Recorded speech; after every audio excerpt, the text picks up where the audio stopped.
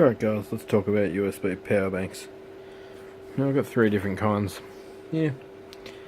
If you've seen some of my videos, you would have seen this bad boy get modified from a light poly 7 amp hour, supposed to be 10, only 7 amp hour, even written on the batteries, to a 1018 650 around 30 amp hour. One running pink Samsung 18650s, 30 Qs I believe. Now if you've seen my review on the eBay 18658 18650 holder with a nice little digital gauge to tell you how much charge is left, twin inputs and twin outputs, and some nice LEDs. Great thing. With the right 18650's potential to get up close to 30 amp hour. It only holds 8 though, remember? So you build a better chance of about 24 to 25 amp hour depending on your cells. This black one is good, but it's also a bit of a disappointment. Pretty obvious that it should have 18650s in it. Got a feeling it has. Tried to open it, but it's got some glue around the outsides. This was just cheap. It come from the reject shop. To buy one retail, it's only $25. She's ready to go. That one I believe was $55, and it come with like a folder that it clicked into. That was 7 amp hours. This one's meant to be 20. I don't have any reason to disregard or disbelieve that it is 20. It does take a long time to charge back up, and I've never fully flattened it yet.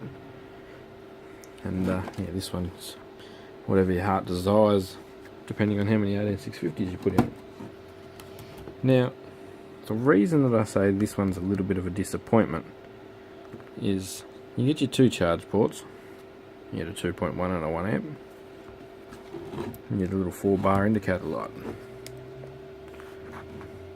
This one does a little scroll through and then it tells you the state of the battery. Obviously not under load. Press the power button on this one. It comes up, stays lit, saying it's power state. So obviously in that regard this one's well ahead on the quality of both of these. This one, when your phone gets to charge, turns itself off. So when the phone I'm using is a Samsung Galaxy S6, not an Edge, just an S6.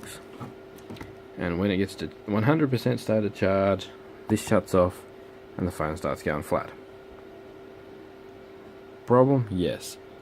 Even when you're doing things on the phone, with the exception of high power draw things like gaming and cameras, it'll still shut off when it gets to 100% because the phone goes into like a trickle charge state, and that's enough for this to think we're not charging anymore. It turns off.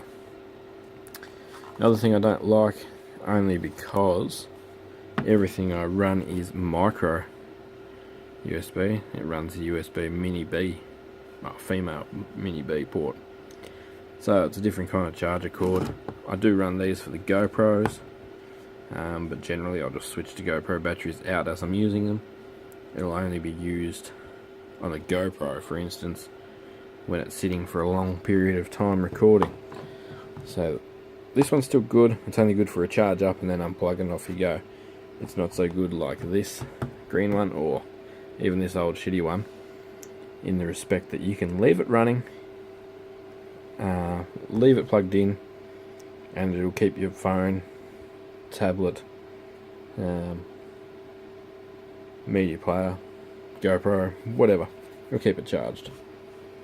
So taking that into consideration, aside from the horrible aesthetics and exposed nature of this thing, I definitely, and the massive capacity, the usability of this one's a bit down on what it could be. That said, like I said, $25, it was cheap. Had to buy one. If the 18, I'm still going to use it daily. That can go to work with me, I reckon. Can be the daily one for this Samsung S6 and my work phone. They both go flat all the time on me, so it's always good to have a portable power bank. Currently recording with the Samsung S6, and we're actually powered off recycled 18650s out of a Milwaukee 4 amp hour. Got the power cord in there now, stop us going flat. So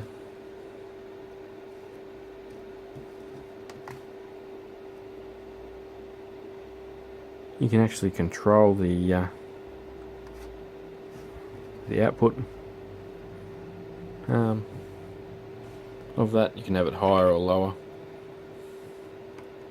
They seem quite intelligent design wise, and a good test of whether they're actually charging with 2 amps or whatever is it comes up first and says it's coming in at 1 amp 5 volts, and then it jumps up. But a good test is to feel your transformer. If your transformer's generating some heat, you know it's a power pack or plug pack or USB charger, whatever. If it's generating some heat, you know you're pushing some power into your little battery. But with a percent gauge on the outside, you're also pretty covered in knowing exactly what's happening. The other beauty is that if I take this to work for 3 days, 4 days, and charge the S6 a couple of times, charge my old tablet a couple of times, charge the work phone a few times, whatever, and this is flat, it's not going to charge overnight. It only takes in 1 amp, whereas they take in 2, as you've seen. So that's a 20-hour charge. Well, knowing me, I'll generally forget to plug it in. I'll probably unplug it early. It's going to get maximum of 8 hours, so it's only going to get a small state of charge boost. I can just pick up that one and take it with me to work. Just always have one of them on the charger. Super handy. Great little units. This was 25 bucks. They were $7 each, and that come as a bundle kind of thing. What I will do is pull the charge board out of that, just the board itself for charging, and get a bunch of 18650 single cell holders, put them all in a massive big rack, massive big line, connect that to it. I know it's only going to put out low current, 2 amps, but it's safe, very safe. Slow charge, and just something to charge 18650s with. I love them. As you can see, they're everywhere in packs, getting used in USB chargers, getting tested in big piles, getting set up ready for my car battery. No, electric vehicle battery. Let's not say car battery. Car battery will confuse people. Thanks heaps for watching, guys. If you like what I'm doing, thumbs up. If you dislike, give us a thumbs down. If you give us a thumbs down, give us a suggestion at the same time. I'll give you a thumbs up back. Thanks heaps, guys. I'll catch you next time.